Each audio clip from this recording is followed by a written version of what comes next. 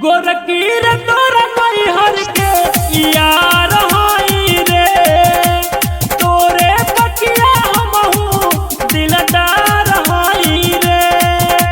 गोरकी रे तोरा नैहर के यार हई रे। आई लव यू जनी करो मैसेज हो, नइखी कुमार होई गई मैरिज हो। चिन्हत नइखी तोरा के, चिन्हत नइखी तोरा के, अब मार होई रे।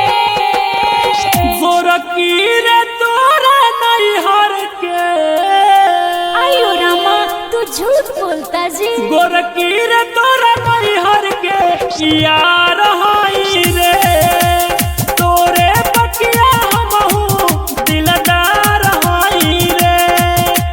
गोरकी रे तोरा नैहर के यार हई रे।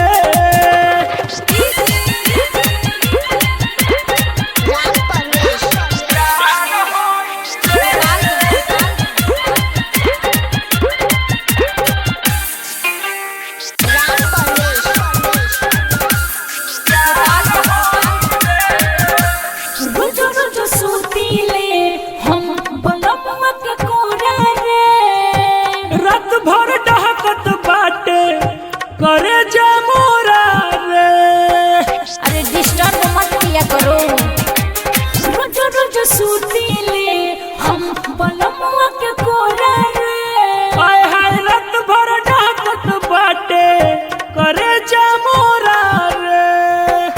हमारे के जानी कर तू कन्फ्यूज। करेंगे एक्सेप्ट करो। हाय पिया मोबाइल हमार करतावे यूज। अच्छा बुझ गया ना रे, हमारे के कर जानी तू कन्फ्यूज। सैया मोबाइल हमार करतावे यूज। जानी जाए परमुआ बड़का बवाल होई रे।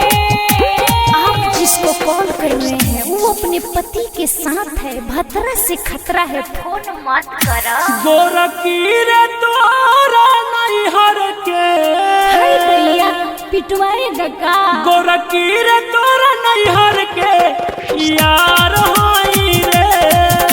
सच मन तोरे हमहू दिलदार हई रे। गोरकी रे तोरा नैहर के यार हई रे।